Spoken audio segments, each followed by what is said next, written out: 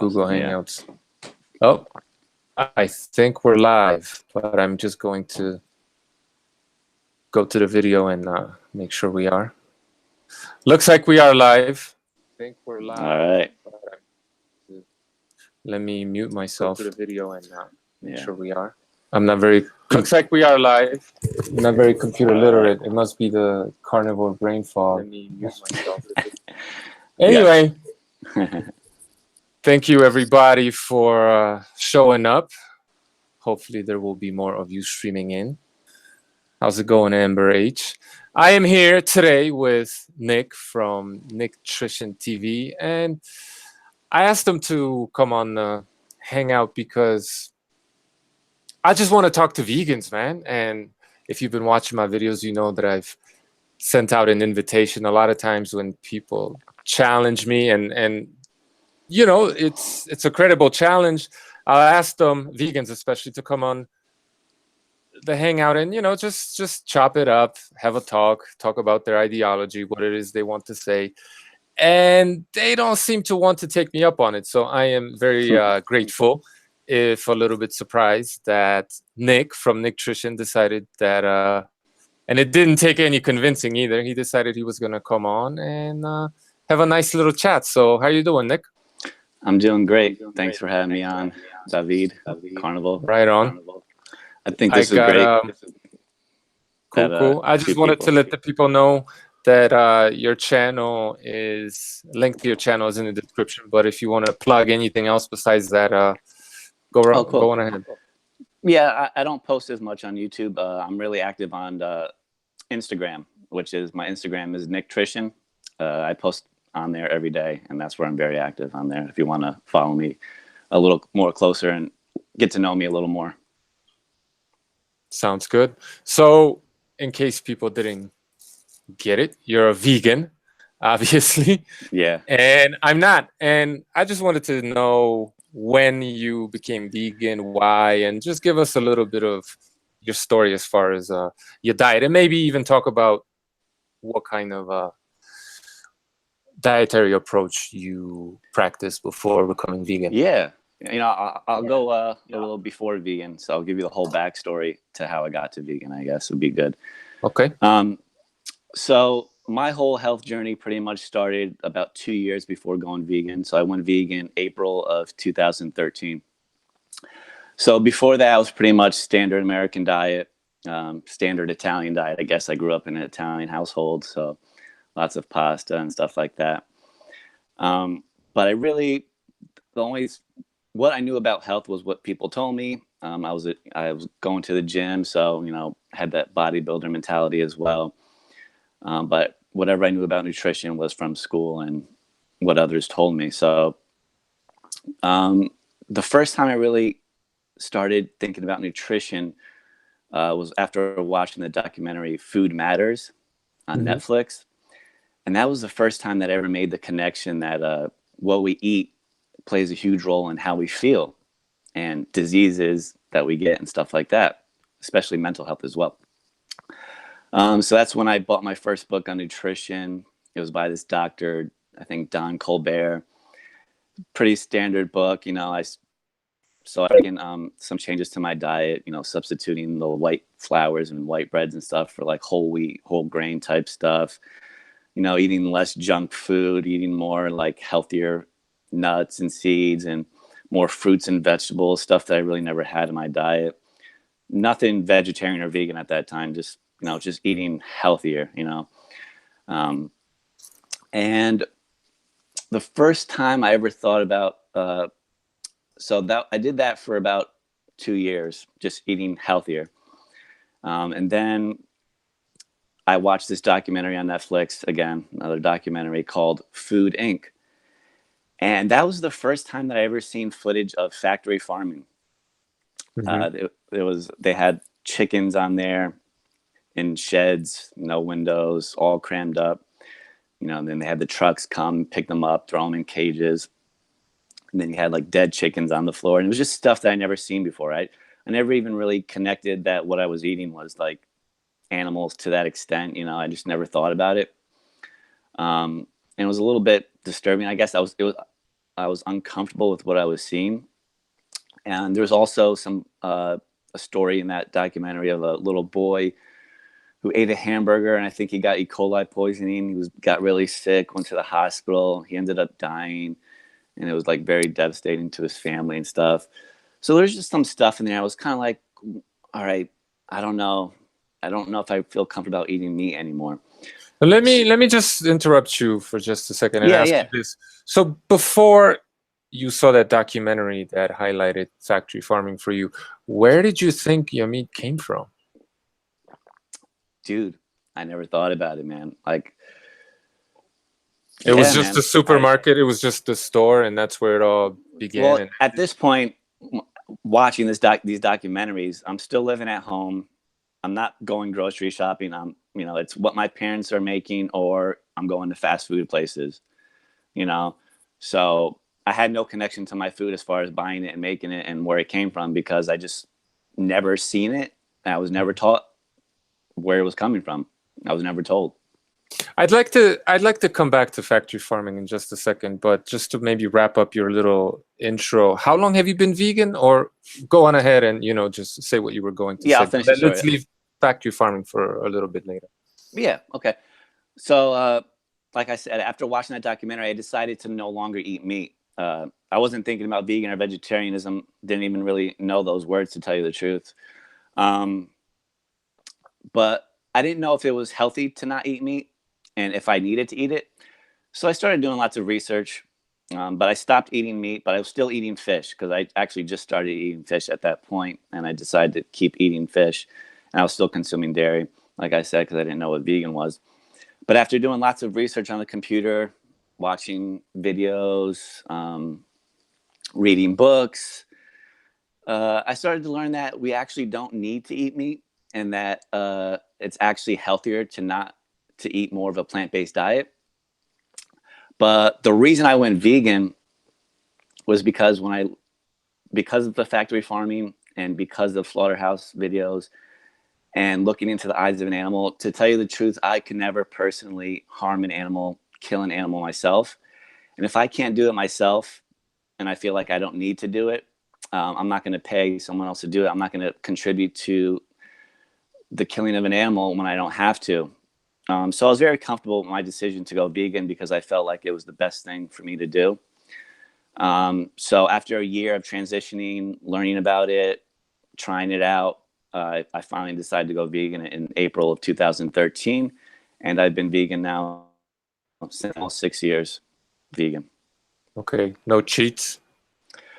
No, maybe mistakes, like, if I go to a restaurant maybe and I don't know about it, like, but like, as far as like me choosing to be vegan, yeah, no cheats. Okay, you said something interesting about believing that veganism is sufficient to be healthy. Now, but do you take supplements, or do you not take supplements? Yes, so I supplement. I take a B12 spray, maybe once or twice a week. I just started taking a DHA supplement, and I take that again once or twice a week, not every day. And only in the winter, and I only started doing this year, because I live in New York, and we get cold winters and not too much sun. So I take a D3 supplement in the winter now. And I just started that this year. So those are the only 3 supplements that I take: B12, DHA, and D3 now in the winter.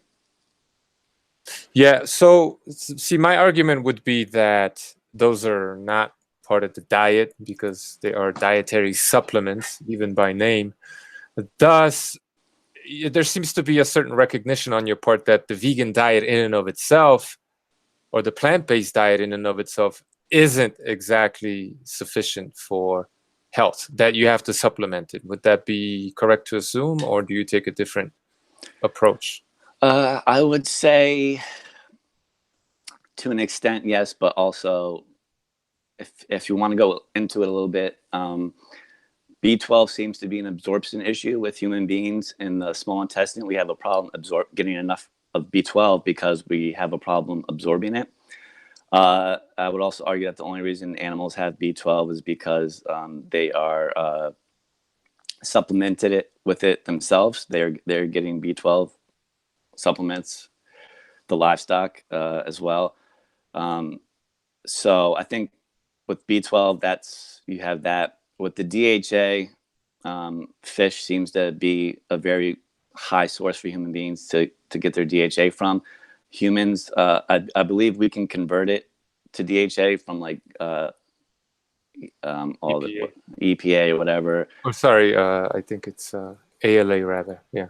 Yeah, maybe AL or EPA, whatever, both. But just in case the conversions aren't there 100%, I take it as a safety net.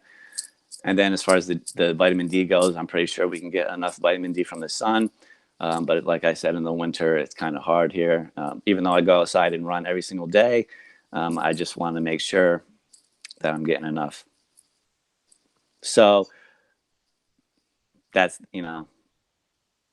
So it sounds like you're saying the vegan diet isn't sufficient without supplementation, but then you would say that that goes equally for people that eat an omnivorous diet.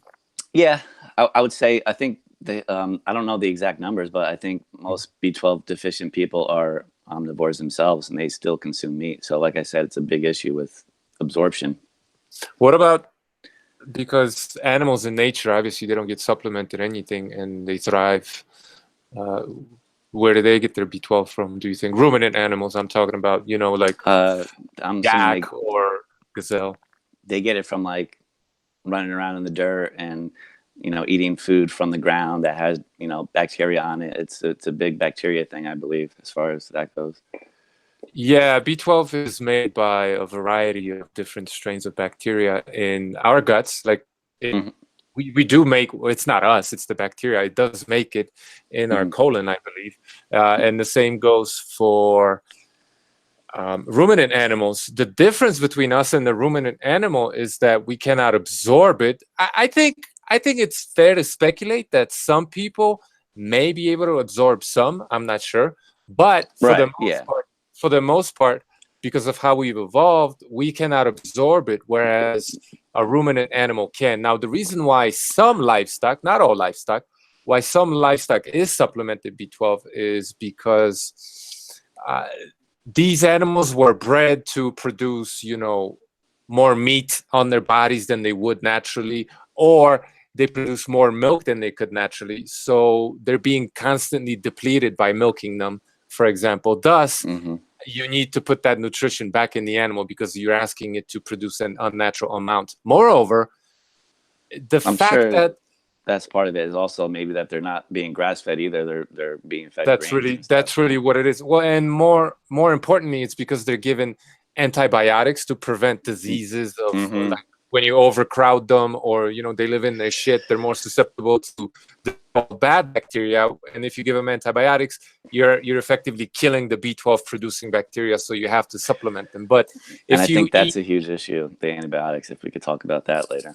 Yeah, as well. But theoretically, what I'm trying to say, theoretically, if you eat farm raised like grass-fed animals, or you hunt also, you fish, you should be getting plenty of B12 through your diet. So this whole supplementation issue, it's a modern agriculture problem for the omnivore, but for the vegan, it's just a problem in general because plants do not have it. So I don't think it's exactly the same all across the board. And I think a lot of vegans they don't really tell you the full story of what's going on there. Even though they make good points, it's not 100% correct what they say. So yeah. Go ahead. You were going to say something about animals. Well, also to that point, as far as vegans go, true vegans, people who go vegan for the ethical reasons, don't really care about diet or nutrition. So when it comes to that, they're willing to sacrifice or not really care too much about supplementation because they're choosing a lifestyle where they don't want to harm or at least contribute to factory farming, slaughterhouses, and the direct slaughter of animals. So when we talk about the diet not being perfect, it really doesn't. It's irrelevant because vegans don't really care, you know.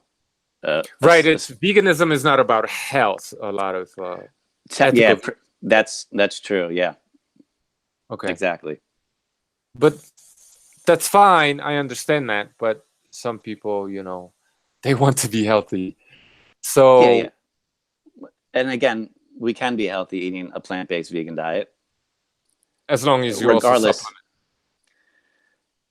Yeah, I mean, I would say that it's a good idea to supplement. I know plenty of vegans who don't supplement, and you can find some long-term vegans who say they don't supplement as well. But I would do it just to be safe.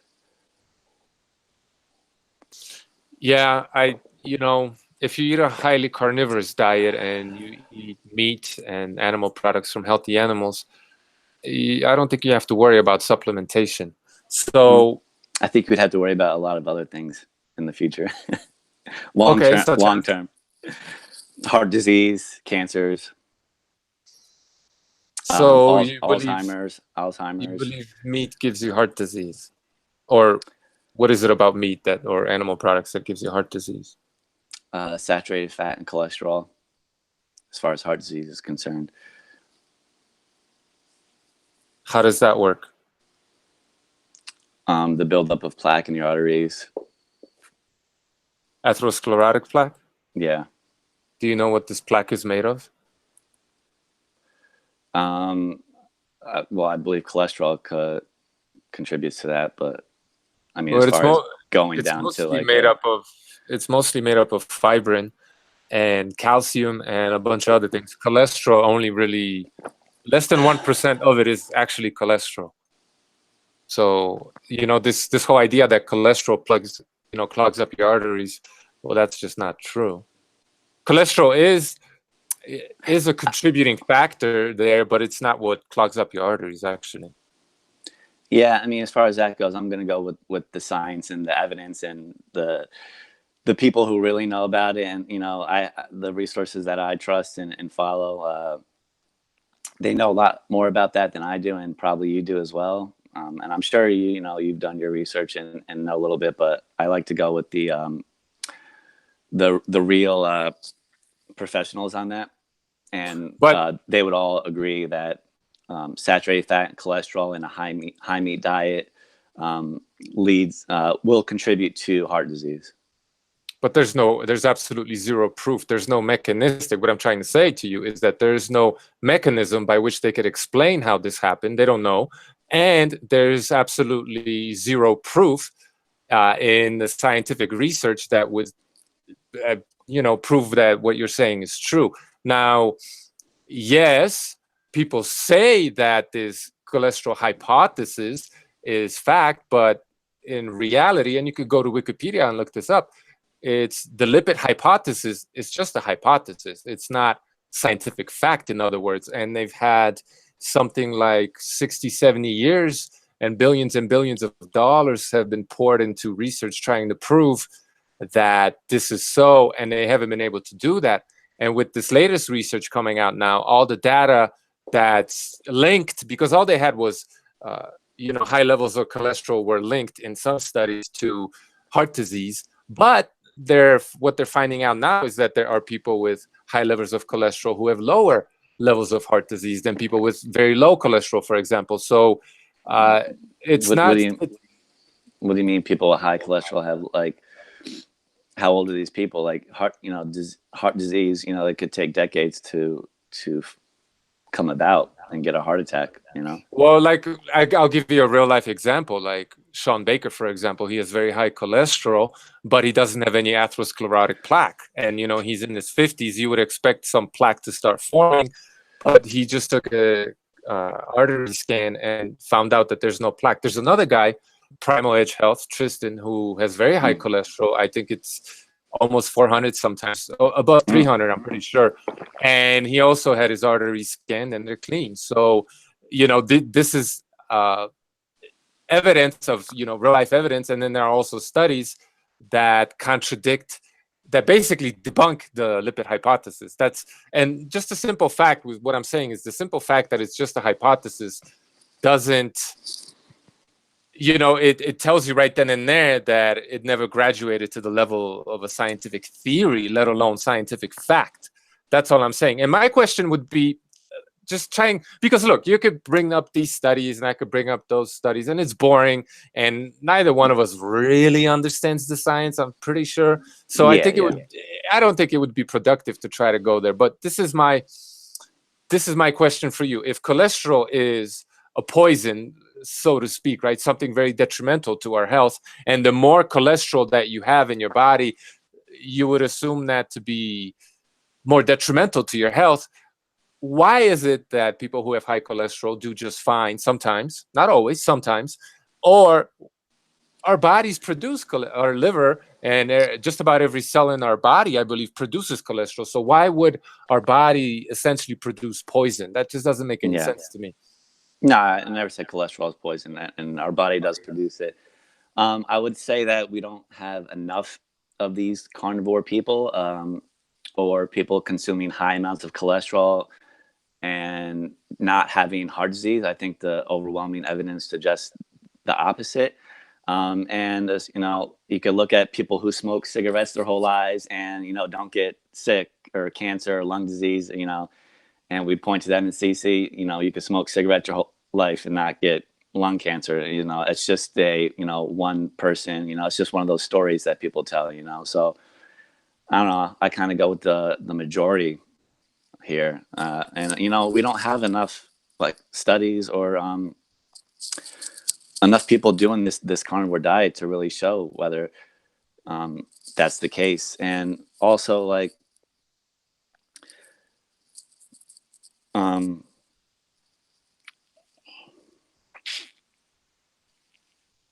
I would say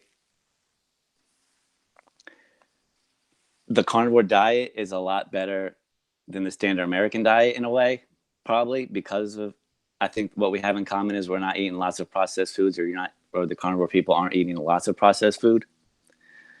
So that could be a contributing factor as well. Yeah, but the bottom line is this, that there is zero proof that cholesterol causes heart disease. It just doesn't exist. I don't care to beleaguer that point. So there's zero proof. Okay, so all the work of Dean Ornish and Dr. Esselstyn, are you aware of their work? Yeah, I'm aware of Dean Ornish. He's a fraud. Esselstyn, his data is anecdotal. But I mean, go ahead. What were you going to say about those guys? No, I was just saying that they've done. Dean Ornish has reversed heart disease on a plant-based diet. So it wasn't Dr. a plant-based Esselstyn. diet. It wasn't a plant-based diet. Have you read the study? I mean, I haven't read the study, but no, he's a liar. He's a liar. Let me tell you about Dean Ornish. I mean, there's other lifestyle. He's also Whoa. they also do meditation and exercise and stuff like that. Exactly. Look, this is what Ornish did. He removed inflammatory oils from these people's diets. He told them to stop smoking, stop drinking. He had them start exercising, and then he took out a lot of bad foods, out of processed foods, out of their diet, and he still had them eating fish and meat occasionally. So it wasn't a purely plant-based diet. But they still ate meat, and so it wasn't a controlled clinical trial. It was just some guy trying to quote unquote prove that veganism does something, when in reality there are too many confounding factors there. I mean, quitting smoking in general is the worst thing you could do as far as heart disease is smoke cigarettes. Alcohol is probably the second worst thing. Inflammatory foods is another. So he took all of those things out and still had them eating meat. So you can't say that it was meat that was causing the problem. That's just ludicrous to bring up Dean Ornish. As far as what Esselstyn did, his data is essentially a collection of 18 anecdotes. And yeah, he's got, it's not a peer-reviewed study at all. Not to say that just because something is peer-reviewed it's great. But, if you remove a lot of the triggers for heart disease and put people on a vegan diet, yeah, of course, you could probably improve their health in many aspects short term. As far as what it does long term, based on what Esselstyn did, we cannot make any claims about what the vegan diet does long term, or what the vegan diet would have done to a baby that was weaned off milk and just fed plants from very little. We can't possibly make any statements about that just because he cleared out But one artery in one guy. You know, we can't make statements about a carnivore diet either. But okay, no, I agree with you. But the thing is this: the carnivores aren't telling people that we need to change the entire world and you need to eat what I eat. We eat what we eat because I'm not telling people that either, really. But that's the ideology of veganism, though, wouldn't you agree? Like, there's a moral component there, and then I would love for people the not health to eat gets animals. tacked on. Yeah. Right, and I don't care if you eat plants. You know what I mean? Like, I don't care. You want to eat plants? That's your freedom. So, and I'm not telling anybody. Like, I do believe that the average person would benefit from eating some animal products at the very least. But I'm not telling people they should do what I do. Nor do I say that what I do is, you know, flawless, infallible, and the healthiest diet out there. I'm not making these statements. I'm just experimenting, basically. But what I'm trying to say is that you can't really, the criticisms that I have of veganism don't really apply to the carnivore community by and large, because it's not as bigoted as the vegan community. You know what I'm saying? Like, I'm not saying that there aren't some crazy bigoted carnivores out there at all, but by and large, we accept people and their dietary approaches for what they are. We just reject nonsense that's not science. No, I agree. I think there needs to be more acceptance in our communities, and there's a lot of things we need to work on. And I do agree that, you know, some vegans, they probably do spread mistruths and stuff that you need to go vegan to be healthy and stuff like that. I like to point to the blue zones a lot because as far as I know, they are like the healthiest cultures around, and they eat a predominantly plant-based diet. They do eat some animals, they do eat some fish and other products or whatever, but they do eat predominantly plant-based. But like you said as well, there are so many other factors to health. You know, they meditate and have healthy relationships, and they're outside and they exercise and get enough sun. So there's so many other factors to health as well. Well, they eat a lot of meat also. This is another thing that I don't believe that. I actually I follow the Blue Zones page, Instagram page, and they post every day, and everything that they eat, all they talk about is plant-based, and all their meals are centered around starches and potatoes and rice and corn, and they literally never make a post about meat because they don't consume it that much. Yeah, but that's the Blue Zones website. Like, you'd have to step out of that vegan plant-based paradigm in order to find. But let me just close out what I was so we don't go back to cholesterol. I just wanted to make you aware of the research done by Ivor Cummings and Dave Feldman, especially, because there's this idea that eating cholesterol and saturated fat will raise your cholesterol. What this man has been doing is experimenting with his own cholesterol levels, and he found that if he doubled the intake of his saturated fat over the course of a few days, maybe a week, I don't remember exactly, but he essentially doubled his fat intake, his cholesterol dropped by something like 160, 170 points in a matter of days. So, you know, there's a lot of research out there, people experimenting with their diets that completely contradicts the cholesterol dogma. And I'm not going to sit here and say that, oh, high cholesterol levels are good for you, but I'm not going to say that they're bad either, because ultimately we just don't know. And I think a lot of the research has been skewed by money from processed food industry as well as the cholesterol lowering drug industry. So I don't think we've gotten to the bottom of it. And I just wanted to close that out. I mean, if you want to answer that, that's fine. But another thing, no, go ahead. I'll just let you talk. I mean, again, I'm just going to go with the overwhelming evidence that most people with high cholesterol seem to get heart disease. But again, like we said, there's other factors, and processed foods and smoking, alcohol. So there's so many things at play here that, you know, I think we would agree that it's hard to just pin it down to cholesterol. So yeah, we can move on from that. Yeah, but all I was saying is that there's no mechanistic explanation as to how cholesterol does these things to us. It's just the only thing that people have seen is that there is sometimes, not all the time, sometimes a correlation between high cholesterol levels and heart attacks. And let me tell you something. cholesterol, the one of the roles that it plays in the bloodstream is clearing your blood from pathogens and fixing problems in the bloodstream. So, for example, if there's a study, this is how to look at science critically. If there's a study that measured cholesterol levels in people on bed rest because they just had cardiac, because they just had a heart attack or something like that, or at the just before they died of a heart attack, right? They measure their cholesterol. Of course, their cholesterol is going to be high because cholesterol is actually actively fighting the problems that cause heart disease. So it makes sense that their cholesterol would be high. However, there are a lot of studies out there, population studies, that do not find this correlation in general, not just one little snapshot in time of, people in the hospital with high cholesterol because they're dying of something. But overall, it's not accurate to say that the overwhelming amount of data and evidence points this way or that way. That just doesn't exist. But I'm not trying to convince you. I just want to give my point. And if somebody is really truly interested in the truth, they'll be able to look this up and find it out for themselves. So you think we need to consume cholesterol?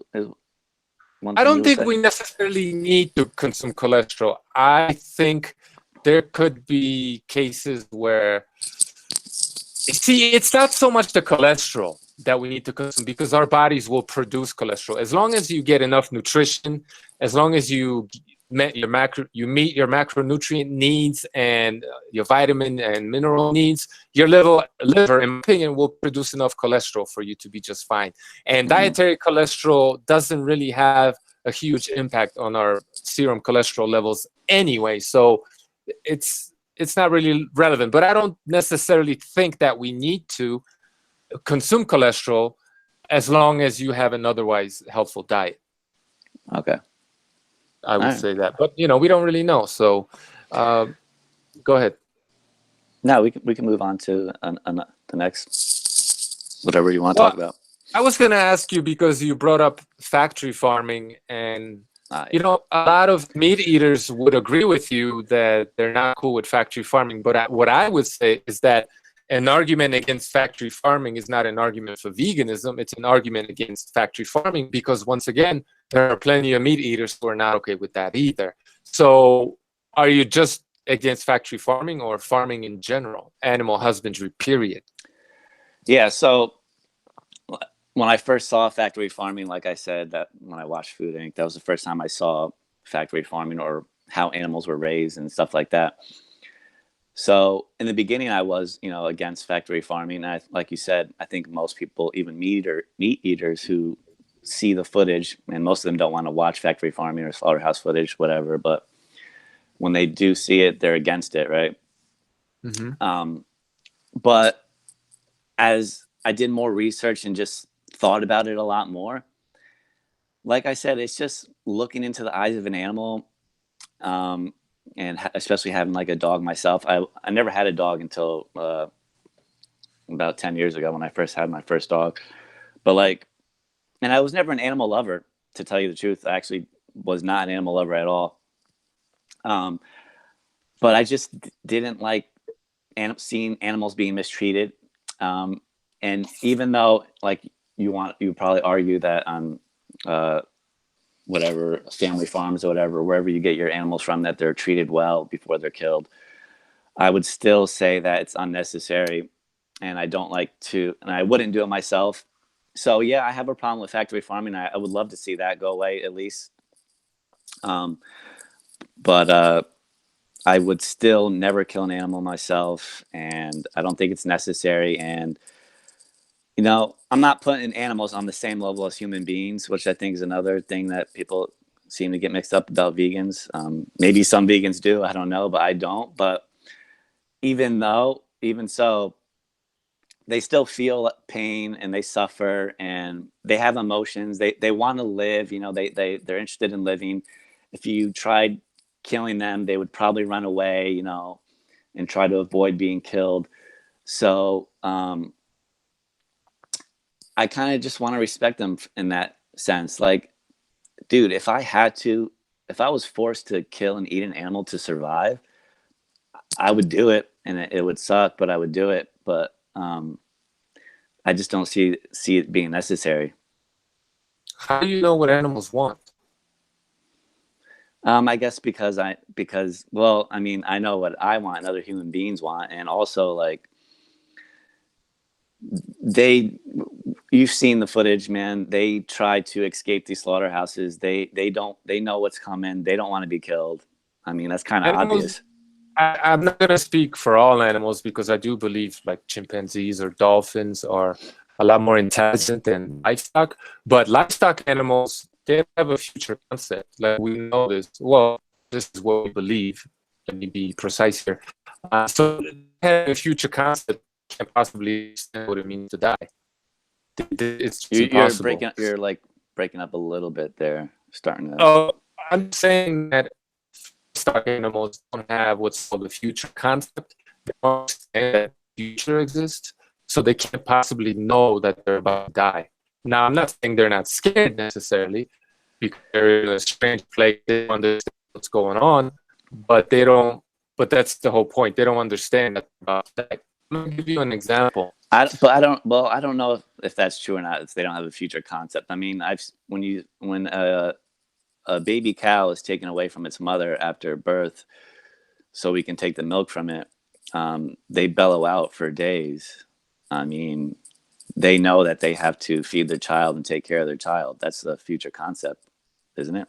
No, that's instinct. That would be just nature, basically. They just on some level understand that this is, to be eating baby right now. And you can't honestly, like they miss their baby. Maybe the udders are swelled up with all this milk and it's full, and maybe they just want the baby to empty them out. So we can't possibly know what is why they're bellowing out. They do that. I've seen this in our farm, but I'm going to tell you this much. As far as the scientific community, don't have a future concept. Like, they just don't. Even dogs, which are considered fairly intelligent, they don't understand the future, that the future exists. So we can't say this. And you said something where you don't anthropomorphize animals, and yet there seems to be that desire to anthropomorphize them, to put human feelings and emotions onto animals. And I hate to break it to you, but they don't. Animals don't operate on the same level cognitively as we do. They just don't. So I'm gonna tell you this much. Like, you're saying animals want this or they want that. So if that's what you believe, I have goats, right? And I let them out up the mountainside. They can go wherever they want. There's no fence. They can just disappear if that's what they want to do. But every night they come back. Is it because they want to come back to me? Yeah, probably. Or if Okay, if you're feeding them and taking care of them, being nice to them. Well, yeah, I also slaughter them, and we eat. They see the slaughter. They see another one of their friends, if you put it that way. They'll see their kids, or a kid will see one of their mothers or fathers slaughtered right in front of them. Not that we do it all the time, but we've done it, and they don't react to it whatsoever. They don't seem to care at all. They'll come like sniff carcass and just kind of check it, but they don't. When I slaughtered a goat, there's absolutely zero reaction from them, and so they see that, right? And it's if you're saying they have a future concept and they're so intelligent that they understand what's going on, they understand that this is going to happen to them. It keeps happening to everybody. That this is going to happen to them. So when they're free in the pasture and they can just disappear, yeah, I feed them. There's also cornfields over the place where they go into corn as well. But they always come back. So if they're on the animal, talk about what the animal wants, I think I have a pretty strong argument that they be want and want all of it. Yeah, I mean, I understand what you're saying. I still think it's irrelevant whether they have a future concept or not. If a human being didn't have a future concept, I wouldn't treat them any differently, really.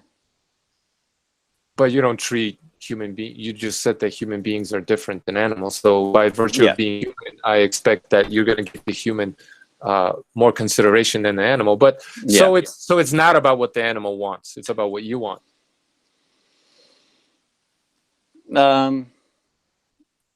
I mean, I wouldn't kill an animal, like I said, so is that what I guess that's what I want, right? I don't know. I would never kill an animal.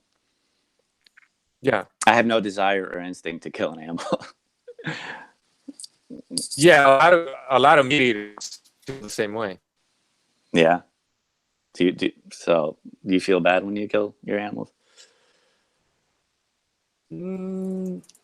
Some of them not at all. Some of them a little bit.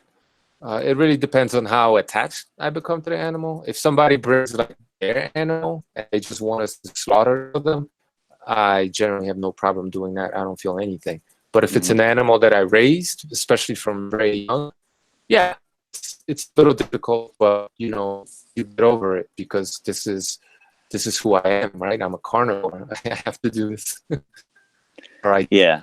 I mean, I don't know if you have to do it, but you're choosing to do it, I guess. Hold on. Saying that it's okay.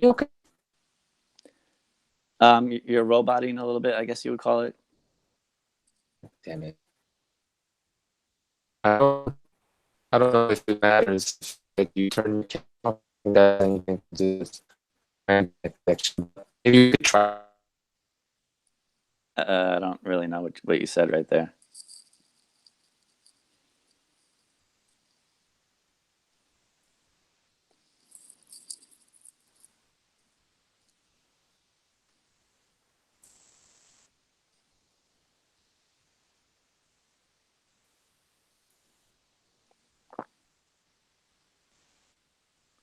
Is me okay now? Oh shit. It's a little better right now. Can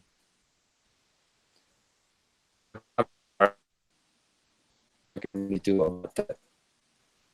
I did try to restart the stream, but anyway.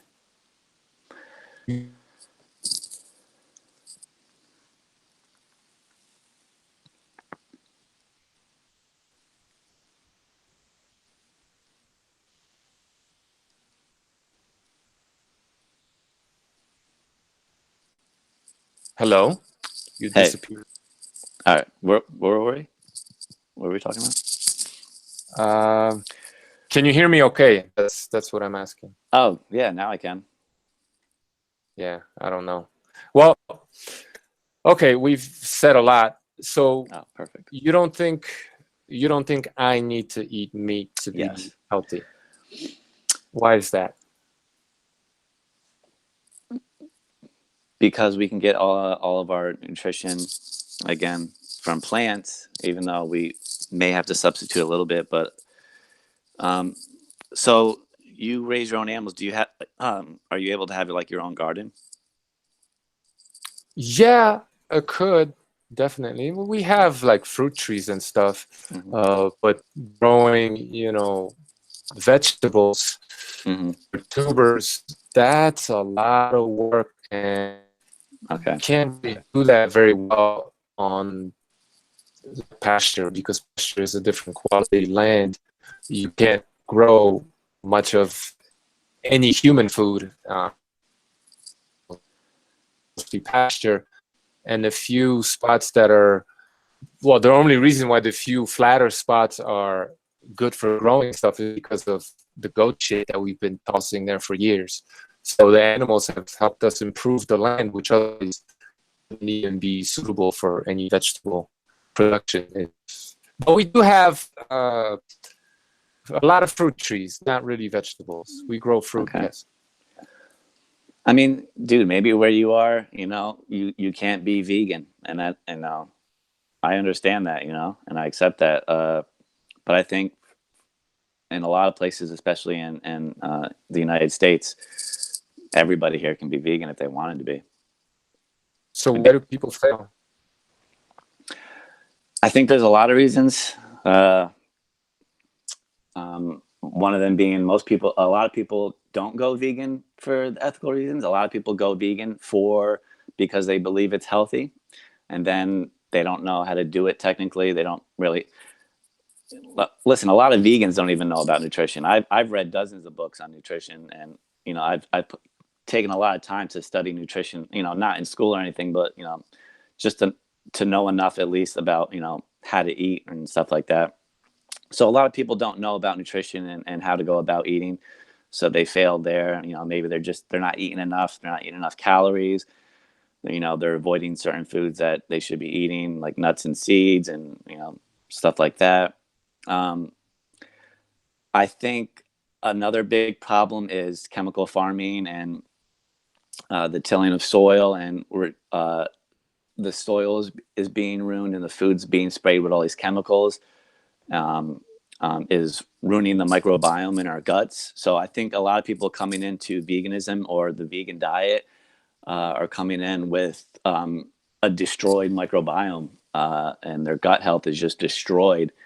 And that takes a lot of time and a lot of effort to fix. And if it's not fixed, you're gonna struggle on a vegan diet with all the fiber and with all the with just absorbing enough, I guess, and getting enough nutrition, especially with the antibiotics in the meat. So if you're coming from a high meat diet and you've been consuming lots of chicken and stuff with all the antibiotics, that's destroying our gut health as well. So I think there's a lot of issues with that. I would say that's probably some of the main issues right there. I feel like my gut health is like great. My digestion is like, I want to say perfect. It's like really good. I'm really happy with it. Before I went vegan, when I was consuming lots of dairy, I had a lot of stomach issues, and I gave up dairy a couple of years, or just milk actually, a couple of years before even going vegan, and my stomach issues almost completely went away. And then when I went vegan, I just got even better. And you know, I focus on eating predominantly whole foods, but I do eat processed foods. But so I think that's a big reason why people fail. Um, Mental health issues. A lot of people suffer with anxiety and depression, and you know, it's hard to be successful at anything in life when you're depressed and you're anxious and you're stressed out, and that's creating a lot of gut issues as well. So I think that's another big reason as well with why Do you people. know in the Western world, at least, most countries, I don't know, but definitely in the United States. I'm sorry, can you repeat that? What was the question?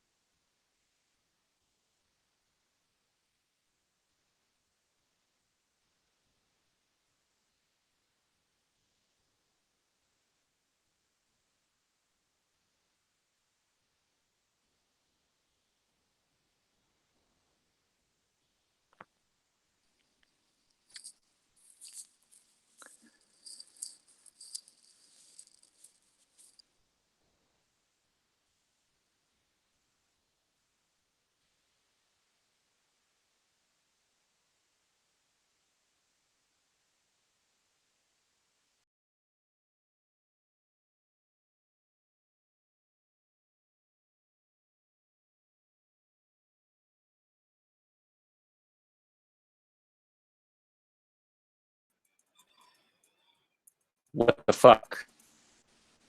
Did you kick it off too? Yeah, Oh, sorry about that. Can you just turn your camera off, maybe? Do you know turn how my to do that? camera off. How do I do that? There's a little camera icon. I don't know where on your phone, but it should be Okay, above. there we go. Just make sure it's highlighted in red. There we go. Maybe that'll be a little bit better. Sorry about that. No problem. What was your last question before we got kicked off there? Well, you mentioned antibiotics, and I was going to say that it's illegal to sell meat, definitely in the United States, with antibiotics in it. So I don't feel that's a credible argument. The meat is inspected, and you know, if you sell them with antibiotics, it get into major trouble. So I don't think it's a valid argument. You said it's Uh, illegal? it's legal. I mean, not only is it unethical, it's law. So you need antibiotics, and you can't do. There's propaganda out there that says yes, animals do every chemical that goes into their bodies. There's a withdrawal period where the chemical leaves their body because they have a liver that will cleanse the body chemical, right? And you can slaughter the animal and take it to market. but not before the chemical leaves their bodies. So there are very strict rules and regulations. So I don't accept that argument that there's all these antibiotics in the meat. Maybe back in the 80s, or I'm not sure.